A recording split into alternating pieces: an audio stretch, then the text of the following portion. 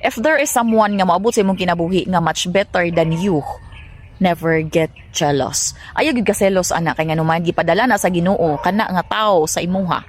Gipakross na inyong landas kay naa ginay purpose. Gusto sa Ginoo nga na kay ma-learn sa iya ha. Pero usahay man gud ang tawo kay seloso man gud. Dili gusto malabuan taas kay pride. So kato nga tawo gi-erase niya. Wala. Kay di gusto malabuan aw, itsapuera ka nako. Pero iyang gikalimtan nga naa kay ma-learn ato nga tawo, gipadala to sa imuha para mas mukat-un ka, mas makat-un pa ka sa daghang mga butang nga wa nimo nakat-uni. Gipadala na siya nga tawo para himuon nimong mentor, dili nimo na kontra. Pero usahay manggod lagi, di ginato mapugngan nga ang tawo, siloso manggod. Taas kay pride, miingon dayon kung mahimo kuning kompetensya ni nga tawo. No.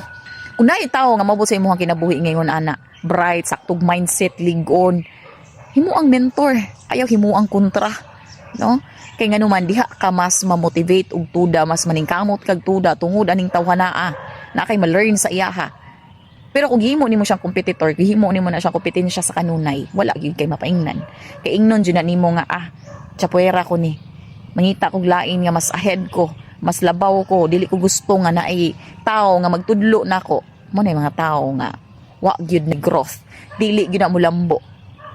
Kay bisag unsaon nimo ka bright diri sa kalibutan, kung dili ka gusto magpaistorya, dili ka gusto nga nakay kanang tao nga mo tudlo sa imuha sa tarong ug sa dili, wala gyud ka.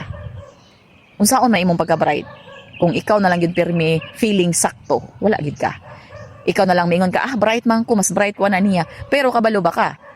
Each person na ni qualities nga wala sa imuha nga naa sa iyaha.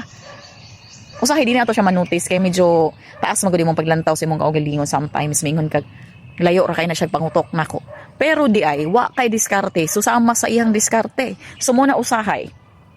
Daghang tag mga businessman, businesswoman nga ning lambo. Dili to sila bright sa school, dili sila first honor. Mga wit-iwit ra to sila. Pero mautoy mga tao nga ning lambo silang kinabuhi. Katong mga honor student, naman tong uban karon, di ba? Naay mga ingon ana nga dili basihan ang imong ka-bright diri sa kalibutan kung kulang kag diskarte sa imong kinabuhi mo. Na sometimes nagyo mga tao himo nimong mentor nga himuon nimong imong baglantaw pa lang nimo sa iyaha ba mingon na ka gusto ko nga maparihas ko sa iyaha. Ayaw kay kaselos dayon nga mingon na dayon kag wadon ko ni sa akong kinabuhi klase nga tao kay nganuman mahimo kuning kompetensya kana lagi nga mindset perminti sa imuha wa gyud kay mapaingnan ana. Mo na siya mo nang nag-shoot ko ani nga video just to remind lang everyone nga taga-usa na to katao ning kalibutan na gyud tay qualities nga wala sa iyaha, nakahiya sa animo nga wala sa iyaha. Nagets niyo akong punto. Mo nang maabot manggali ang usa ka tawo sa imuha nga much better pa sa imuha og pangisip, pangutok, mindset, mga panlantaw sa kinabuhi, himo ang mentor.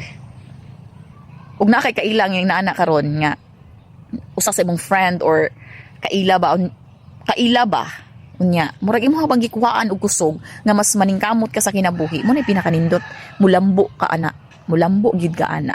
Kay nganuman ingon ana magag mindset nga dili man ka makigupitin siya, mas mugrow ka, mas maningkamot ka just because kana nga person nga niabot sa imong kinabuhi. So shout out nimo kung naa kay tawo nga imuhang ginaisip nga mentor. Ako sa pagkakaroon na ako'y tawo nga akong himo nga murag mentor nako, pero dili na ko siya himuong kanang nakigupitin siya ko sa iyaha. Mentor na ko siya in a way, the way she thinks, the way nga maglantaw siya siyang kinabuhi. Kay akong gilantaw ang iyang background, kung unsa lang siya ka ultimo nga tao sa una, karon nahimo na siyang successful tungod sa iyang mindset nga positive kay sa kanunay, dili ka magpabilin nga diha lang ka. Muna inindot nga mga tao ipalibuti imong kaugalingon sa taong mga positibo sa kinabuhi, di ba mulambo gid ka.